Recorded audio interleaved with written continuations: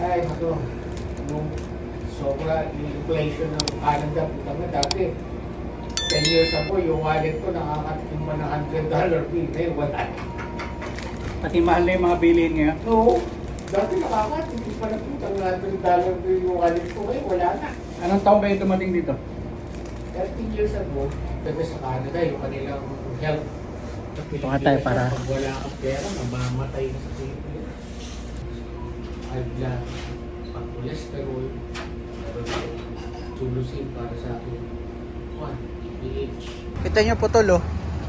Hanggang doon sa taas.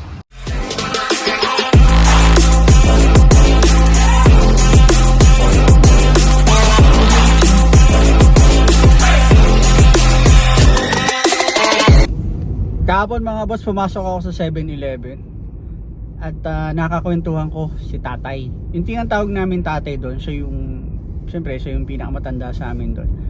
At matagal na rin siya dito sa Canada. Gusto kong i-share sa inyo mga boss kung ano yung napagkwentuhan namin. Kaya panoorin nyo to mga boss. Paperless. Tayo mga boss.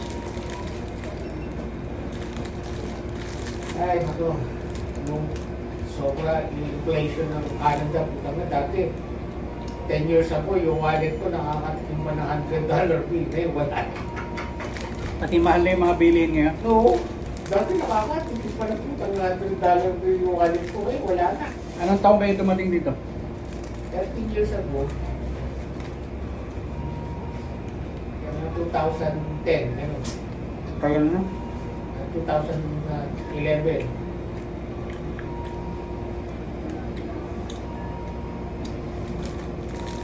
Saan kayo una? Vancouver. Tapos, yung lumipat yung kapatid ko ng training, nung natapos na siya nung studies niya, nagpunta ako ng Bonneville. Kasi hindi, sabi niya, hindi ko kakayanin yung rental ng apartment sa Vancouver, mahal-mahal. Kaya, nagpunta ko doon. Tapos, yung misis ko naman, nag-communication kami. Akala ko, immediate, pupunta na siya ng Vancouver. Ayaw niya ng Alberta. Balik ako ng Vancouver. Tapos 1 year after pa pala. Naku, hindi ako nakabalik na 7-Eleven. Paano eh? Hindi ako marunong mag-till. Kitchen ako sandwich sa Alberta. Ay, naku.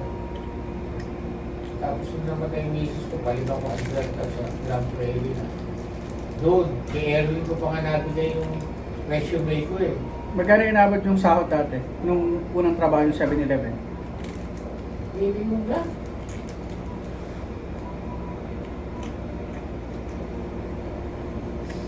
Tapos may Tim Hortons ako, 2 trabaho ko nun. 6 hours sa Tim Hortons, 8 hours sa 7-Eleven. 13 years ago yun. Wala pa akong problema sa tuhod ko. Malaking bagay naman sa inyo yung ano dito. Benefits ng ano, ng... Oo. Kasi, gano'n mo eh. Magkano yung medication ko buwan-buwan.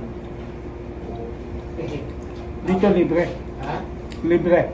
Hindi, may discount din yung sa benefit, diba? May discount yung drug. 20% lang ang babayaran. Hindi, pero yung check-up, lahat yung libre. Oo, sa Alberta, oo. Pati laboratory, di ba? Oo. Pero hindi ko basta-basta nakaka-laboratory, kailangan may request yung family doctor.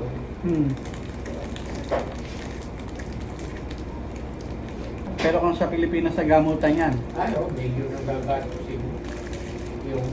yung kapatid ko nga, yung ulitin yung biopsy, buti nila, covered siya ng insurance ng anak.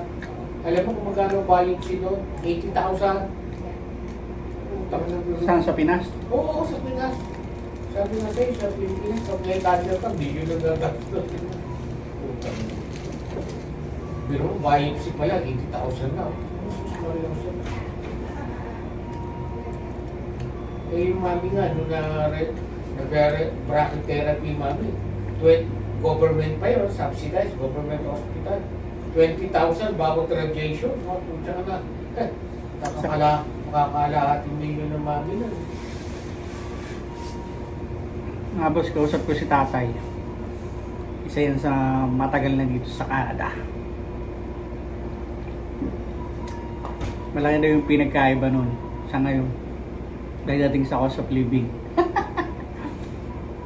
Yun ang maganda sa Canada, yung kanilang health. Health kwan. Sa Ito nga tayo para- pag wala kang pera, mamamatay ka sa Pilipinas. Uy, Namamatay ka talaga.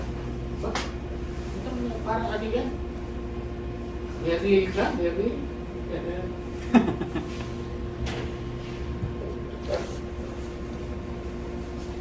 Hindi naman lahat ng sa Pilipinas cover ng PhilHealth. Kailangan may trabaho ka para cover ka ng PhilHealth. Tsaka hindi rin nakakatulong ng masyado yung PhilHealth. Maliit yung coverage yun. Oh. Lalo na ngayon, problema yung PhilHealth. Oo, laki-laki anomalya kayo doon, no? Oo, sa Pilipinas. Yan, tulad yan sa sakit sa tuhod. Sa Pilipinas, mahal na yan. Marami na kayong maintenance, di ba? Ako isa pa lang. Sa high blood. Ako, the water bill ako, high blood, meron ako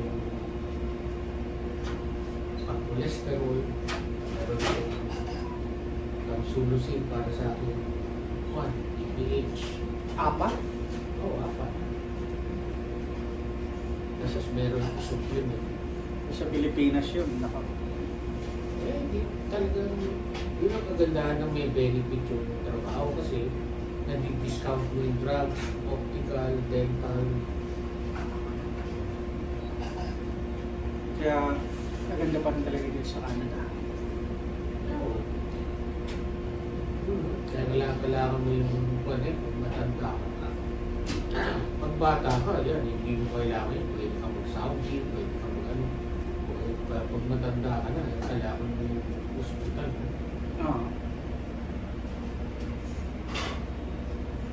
Dito, nagpapa-ECG ako, blood work. Wala akong binabayaran. Oo.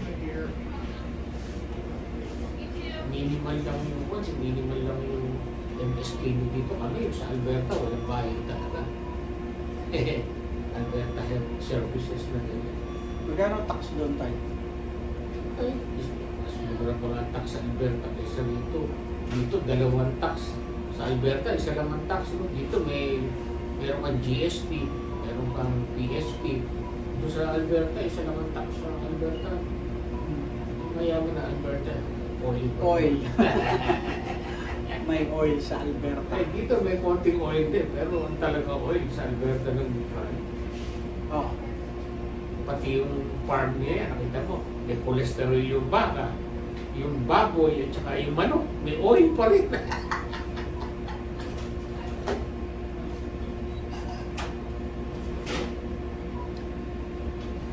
Kaya dadali ni Trudeau ko sa Asia.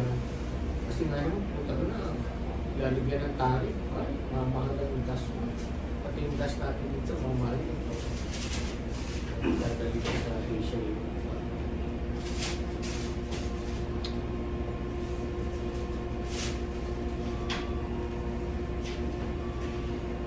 Pero ngayon, ang tasa ng cost of living dito tayo.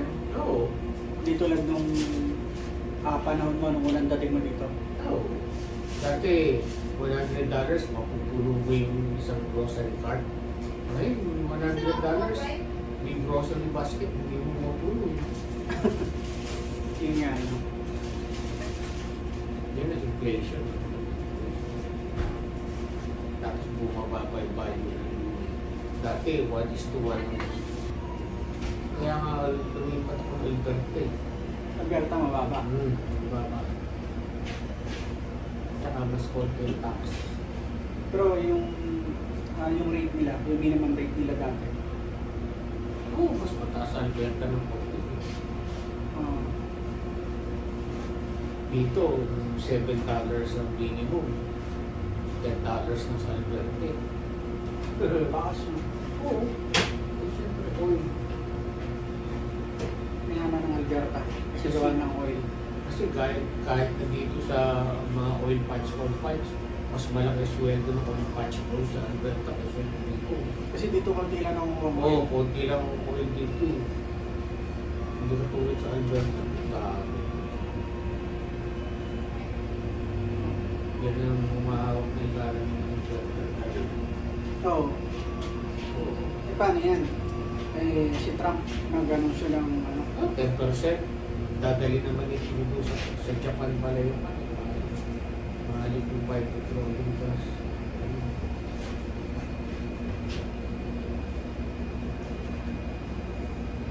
Okay, bye. Pagkatapon na akong basura.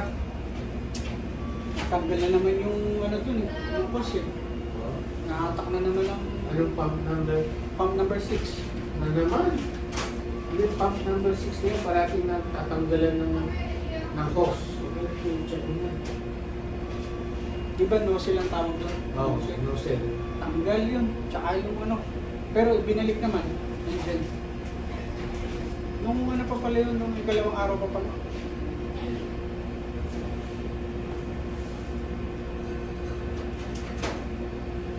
Yan na kaya tayo, magtatapon akong basura.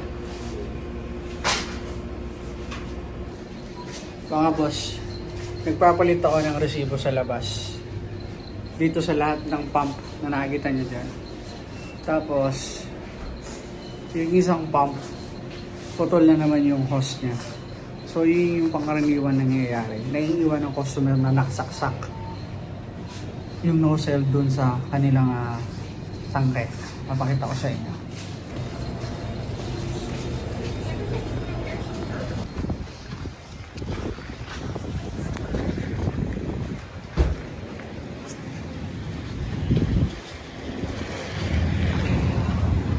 Ayan o. Kita nyo putol o. Hanggang doon sa taas. Tapos pinakalagay siyang ganyan o.